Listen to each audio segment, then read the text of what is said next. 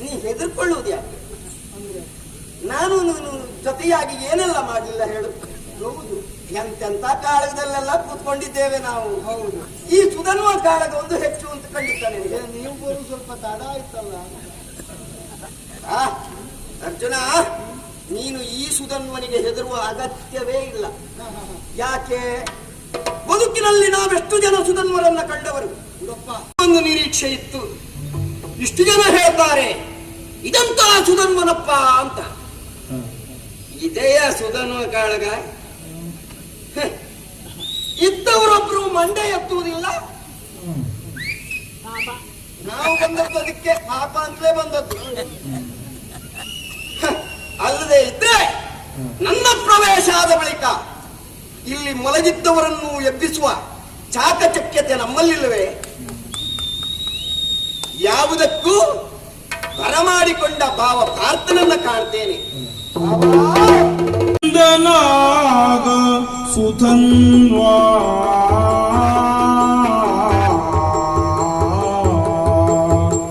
ಎಂದನಾಗ ಸುಧನ್ವಾ ಶ್ರೀ ಗೋವಿಂದ ಲಾಲಿಸು ಸತತ ಕುಂತಿ ನಂದನ ಪಾಲಿಸುವೆಯ ಪಜಯ ಗೋಡರೆ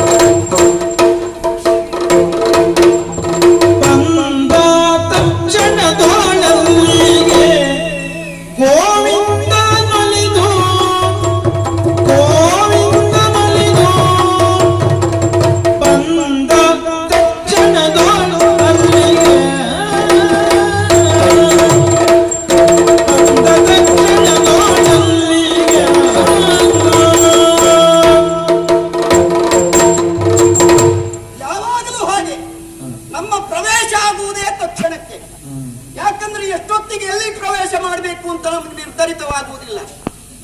ಅಯ್ಯೋ ದೇವರೇ ಎಂದ ಕಡೆಗೆ ಓಡಬೇಕಾಗ್ತದೆ. ನೀವು ಹೇಳ್ತೀರಿ ಬಂದ ತಕ್ಷಣದೊಳಗೆ, ಅಂದ್ರೆ ನಾವು ಯಾವಾಗಲೂ ತಡ ಮಾಡ್ಕೊಂಡೇ ಬರುವವರು ಅಂತ ಹೇಳಿಸ್ಕೊಳ್ಬೇಡಿ. ಈ ತಕ್ಷಣ ಬರಬೇಕಾಯಿತು ಯಾಕೆ? ಯಾರ್ಯಾರು ಮಾತಾದರೂ ನಂಬುವುದಿಲ್ಲ. ಯಾಗ ದೀಕ್ಷಿತನಾದಂತಹ ಧರ್ಮರಾಯನೇ ಬಂದು ಹೇಳ್ತಾನೆ, ಅಯ್ಯೋ ಕೃಷ್ಣ, ನೀನು ಬಾರದೆ ಇದ್ರೆ ಪ್ರಸಂಗ ಮುಗಿಯುವುದಿಲ್ಲ. ಸುಧನ್ವ ಕಾಳಗ ತಾರಕಕ್ಕೇರಿ ಹೋಗಿದೆ. ಈ ಸುಧನ್ವನನ್ನ ಮೀರಿಸುವವರೇ ಇಲ್ಲ.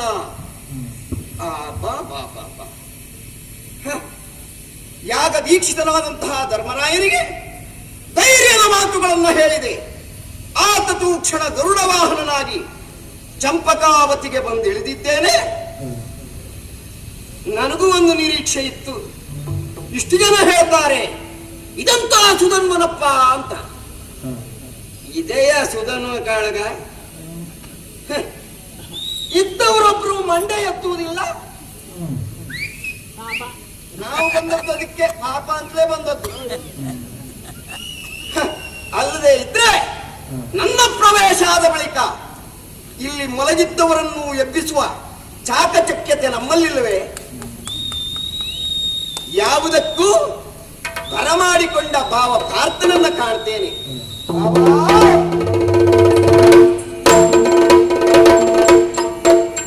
ಬಳಿಕ ಚರಣಕ್ಕೆ ಮಣಿದ ಪಾರ್ಥನ ಸೆಳೆದು ಬಿಗಿದ ಪುತನೆ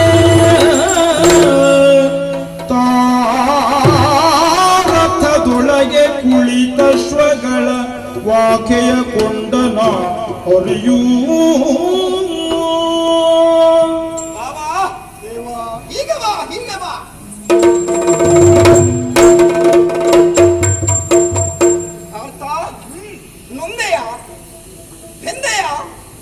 ದೇವಕೃಷ್ಣ, ನೀನು ನಮ್ಮ ಪಾವನೆಂದು ನಂಬಿ ಜಗದಿ ಕೋವಿದಶ್ವವನ್ನು ಪಿಡಿದು ಟಿವಿಯಿಂದಲೇ ಎಷ್ಟು ಸ್ಪಷ್ಟವಾಗಿ ಹೇಳಿದೆ ನೋಡು. ಎಲ್ಲಾದ್ರೂ ನೀನು ಇಷ್ಟು ಸ್ಪಷ್ಟವಾಗಿ ಹೇಳಿದ್ದುಂಟ? ಕಣ್ಣೀರು ಬಂತ ಹೆದರ್ಕೊಳ್ಳುವುದು ಯಾಕೆ? ಅಂದ್ರೆ ನಾನು ನೀನು ಜೊತೆಯಾಗಿ ಏನೆಲ್ಲ ಮಾಡಲಿಲ್ಲ ಹೇಳು? ಹೌದು ಎಂತೆಂತ ಕಾಳಗದಲ್ಲೆಲ್ಲ ಕೂತ್ಕೊಂಡಿದ್ದೇವೆ ನಾವು. ಹೌದು. ಈ ಸುಧನ್ವ ಕಾಳಗ ಒಂದು ಹೆಚ್ಚು ಅಂತ ಖಂಡಿತ ನಿನಗೆ. ನೀವು ಬರೋ ಸ್ವಲ್ಪ ತಡ ಆಯ್ತಲ್ಲ. ಆ, ಅರ್ಜುನ, ನೀನು ಈ ಸುಧನ್ವನಿಗೆ ಹೆದರುವ ಅಗತ್ಯವೇ ಇಲ್ಲ. ಯಾಕೆ? ಬದುಕಿನಲ್ಲಿ ನಾವೆಷ್ಟು ಜನ ಸುಧನ್ವರನ್ನ ಕಂಡವರು. ಹೌದಪ್ಪ. ನಿನ್ನಪ್ಪ ಪಾಂಡು ಚಕ್ರವರ್ತಿ, ಹಾ, ಅವನು ಸುಧನ್ವನೇ. ಹೌದು. ಅಜ್ಜ ಭೀಷ್ಮಾಚಾರ್ಯರು, ಅವರು ಸುಧನ್ವ. ಅವರು ಸುಧನ್ವರೇ. ಹಾ, ಬೇಡ, ನನ್ನ ಅಳಿಯ ಅಭಿಮನ್ಯು, ಅವನೂ ಸುಧನ್ವನೇ. ಹೌದು. ಹೆಚ್ಚಾಕೆ? ಹಾ, ನನ್ನ ಬದಿಯಲ್ಲಿ ನಿಂತಿರುವ ನೀನು ಸುಧನ್ವನೇ ಅಲ್ವಾ ಮನಸ್ಸು ಮಾಡಿದ್ರೆ? ಹೌದು. ಹೆಚ್ಚಾಕೆ? ಇವರೆಲ್ಲರಿರುತ್ತಾ ನಾನು ಧನುರ್ಧಾರಿಯಾಗಿ ಶಾಕ್ಯವನ್ನು ಧರಿಸಿದರೆ ನಾನು ಸುಧನ್ವನೇ ಅಲ್ವೇ? ನೀನು ಸುಧನ್ವರೇ, ನಮಗೆ ಗೊತ್ತುಂಟು. ಇಷ್ಟೆಲ್ಲಾ ಸುಧನ್ವರು ಇರುವಾಗ ಅದನ್ನ ಮೀರಿಸುವ ಒಬ್ಬ ಸುಧರ್ಮ ಇದ್ರೆ ಬರ್ಲಿ ನೋಡೋಣ.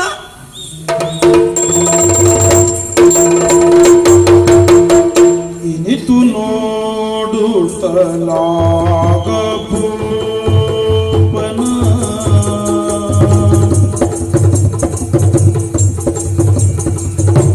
ಇನಿತು ನೋಡುತ್ತಲಾಗ ಭೂಪನ ತನುಜತನ್ ಅಂತರದೋಳ್ ನಿತ್ಯದಿ ಮೇನೇವ ಮೂರ್ತಿಯು ನರ ನರದೋಳು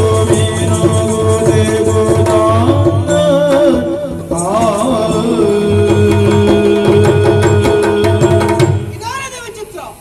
ನನ್ನ ಶರಹದ್ದಿಯನ್ನು ತಾಳಲಾರದೆ 3 ಲೋಕದ ವೀರ ವಿಜಯ ತಲಹರಿಸುತ್ತಾ ಇದ್ದ. ಮತ್ತೆ ಯಾರು ಬರ್ತಾರೆ ಅನ್ನುವಂತ ನಿರೀಕ್ಷೆಯನ್ನು ನಾನಿದ್ದೆ. ಮತ್ತು ಕವಿಯುತ್ತಿದ್ದಂತಹ ರಣರಂಗದಲ್ಲಿ ಒಮ್ಮೆಲೆ ಮಿಂಚಿನ ಸಂಚಾರ ಆದ ಹಾಗಾಯಿತಲ್ಲ. 3 ಕಡೆಗಳ ಮಾರ್ಕಣಗಳಿಂದ ಹತಪತಿತ ಪ್ರಯತ್ನಪರಾಯರಾಗುತ್ತಿರುವಂತಹ ಬಂದವರೆಲ್ಲ ಒಬ್ಬೊಬ್ಬರಾಗಿ ಹೇಳ್ತಾ ಇದ್ದಾರೆ. ವಿಶಾಲ ಕೋಟೆಗಳು ಮೊಳಗುತ್ತಾ ಇವೆ. ಯಾಕೆ, ಏನಂತ ತಿಳಿದ್ರು ಅಂದ್ರೆ, ಕೋಟಿ ಸೂರ್ಯರ ಪ್ರಭೆಯಿಂದ ಕುವಂತಹ ನೀಲಮೇಘ ಶ್ಯಾಮರಾದಂತಹ ಹರಿ ನನ್ನ ರಥದಲ್ಲಿ ನಿಲ್ಲುತ್ತಾ ಇದ್ದಾನೆ. ಯಾವ ದಿವ್ಯ ಮನೋಹರ ಮೂರ್ತಿಯನ್ನು ನನ್ನ ಹೃನ್ಮಂದಿರದಲ್ಲಿ ಪ್ರತಿಷ್ಠಾಪಿಸಿಕೊಂಡು ಓಂ ನಮೋ ಭಗವತೆ ವಾಸುದೇವಾಯ ಎನ್ನುವ ಹಾಗೆ ದಿನವೂ ಕ್ಷಣವೂ ಆರಾಧಿಸ್ತಾ ಇದ್ದೇನೋ ಅಂತಹ ದಿವ್ಯ ಮೂರ್ತಿ ನನ್ನ ರಥದಲ್ಲಿದ್ದಾನಲ್ಲ. ಕಂಡೆ ಕಂಡೆ ಕಂಡೆ ಕಣ್ಣು ಕಂಡು ಉಳಕೋತ್ಸವ ಕಂಡೆ. ನಿಜವಾಗಿ ಪಾರ್ಥನ ಅಶ್ವಗಳು ಏನು ಪುಣ್ಯ ಮಾಡಿವೆ, ಏನು ಬಸಿರಾಜ ಬ್ರಹ್ಮಾಂಡ ಕೋಟೆಯ ಹೊಸದ ಪರಮಾತ್ಮ ಹುಡುಕಂತಹ ಭಾಗ್ಯವನ್ನು ಪಡೆದಿರು. ನಾನೇನು ತೀರ ಕಡಿಮೆಯೇನೂ ಆಗಿರುವಲ್ಲ.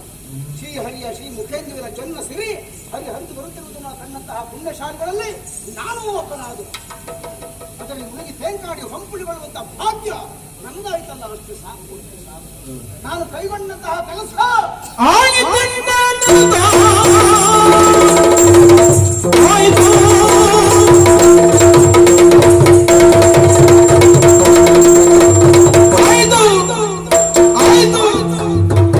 ಇನ್ನೇನು ಕರೆದಳು ಸಹಾಯಕವದಿರುತ್ತ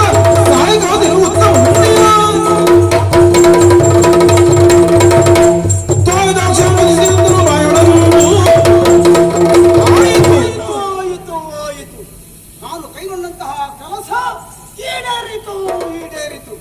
ಹೌದು, ಯುದ್ಧಕ್ಕೆ ಬರುತ್ತಿರುವಂತಹ ಹೊತ್ತಿಗೆ ನನ್ನ ತಾಯಿಯಂತಹ ಸುಗರ್ಭಾ ದೇವಿ ವಾಸುದೇವನ ವಯಸ್ಸಿನನ್ನು ಕಾಣಬೇಕು ಎನ್ನುವ ಹಾಗೆ ಹೇಳಿದರು. ಅಮ್ಮ ನೋಡಮ್ಮ, ಕಣ್ತುಂಬ ನೋಡು, ಮರವಟ್ಟು ನೋಡು. ಕಂಜ ಸಂಭವ ಪಿತನು ಬಂದನು, ನಂಜಿನಲ್ಲಿ ಪವಡಿಸುವ ಬಂದನು. ಕುಂಜರನ ಹೊರ ಕೇಳಿಸಲೈದ ದೇವನದ ಬಂದ.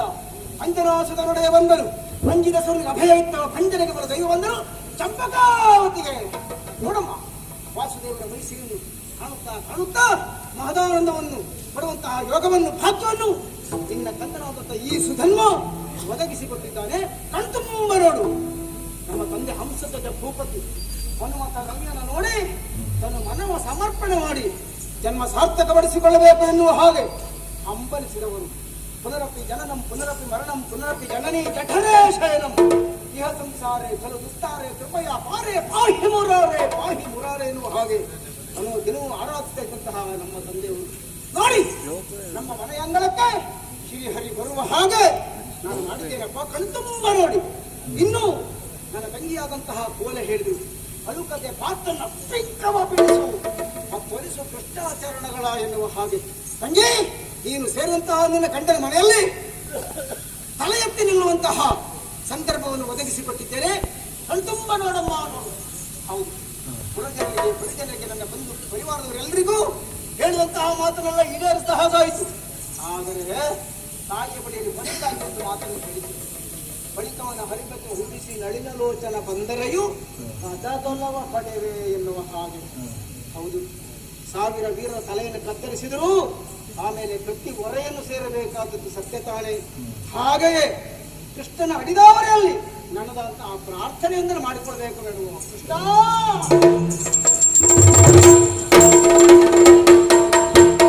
ಎಂದನಾಗ ಸುಧನ್ವಾ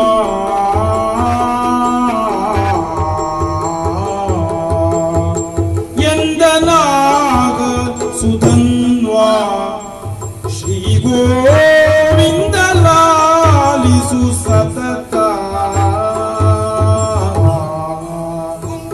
ಕುಂತಿ ನಂದನ ಪಾಲಿಸುವೆಯ ಪಜಯ ಗೋಡನೆ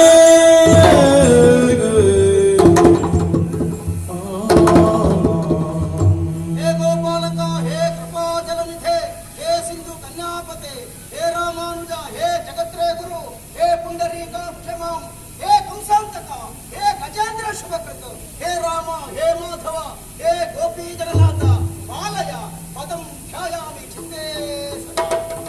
ಪ್ರಭೋ, ಈಗಲಾದರೂ ಬಂದೇ ಇಲ್ಲ ಸ್ವಾಮಿ. ಆಗಲೇ ಬಂದಿದ್ರು ಒಳ್ಳೇದಿತ್ತು ಅಂತ ನಾನು ಕಾದಿದ್ದೆ.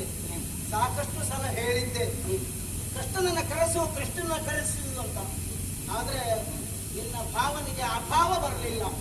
ಯಾವಾಗಲೂ ಹಾಗೆ ಅಲ್ವ, ಸಂಕಟ ಬಂದಾಗ ವೆಂಕಟರಮಣ, ಅನುಕೂಲ ಇದ್ದಾಗ ಯಾರೂ ಬೇಡ. ಯಾವಾಗ ಅನಾನುಕೂಲ ಆಯ್ತಾ ಎಲ್ಲರೂ ಬೇಕಾಗುತ್ತದೆ ಅಲ್ವ. ಹಾಗೆ ಆಮೇಲೆ ಎಲ್ಲವನ್ನೂ ಕಳೆಕೊಂಡ ಬಳಿಕ ದೇವಕೃಷ್ಣ ಅಂತ ಹೇಳಿದ. ತೊಂದರೆ ಇಲ್ಲ, ತಡವಾಗಿ ಬಂದರೂ ತೊಂದರೆ ಇಲ್ಲ, ನೀನು ಒಳ್ಳೆ ರೀತಿಯಲ್ಲಿ ಮುಗಿಸ್ತೇನೆ ಅಂತ ವಿಶ್ವಾಸ ಉಂಟು. ಅದರಲ್ಲೂ ನೀನು ಬಂದದ್ಯಾಕೆ ಜಯವಕಾರ್ಥಗೆ ಪಾಲಿಸುವುದಕ್ಕಾಗಿಯೇ ಬಂದವ.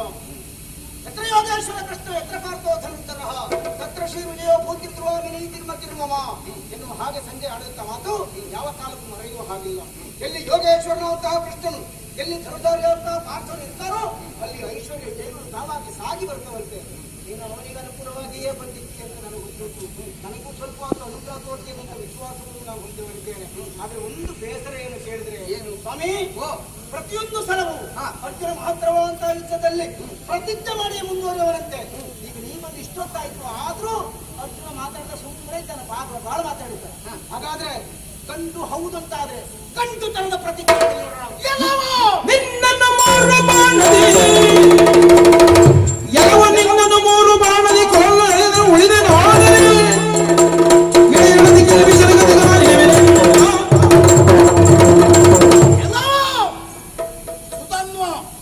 ಇದು ನಿನ್ನನ್ನು 3 ಪ್ರಾಣದಿಂದ ಕೊಡ್ತೇವೆ. ಇದು ನನ್ನ ಪ್ರತಿಜ್ಞೆ.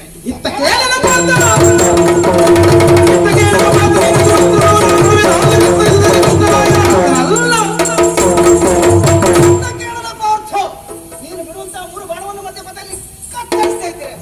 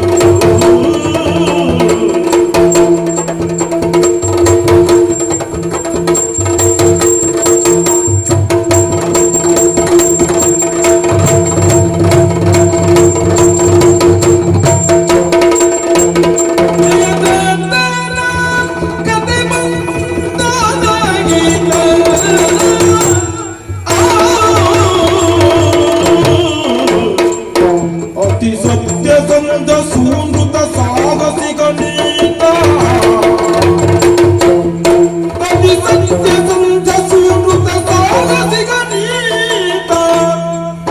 ಮತಿಸುವರ ದಾರಿಗಳವಲ್ಲ ಮತಿಸುವರ ದಾರಿಗಳವಲ್ಲ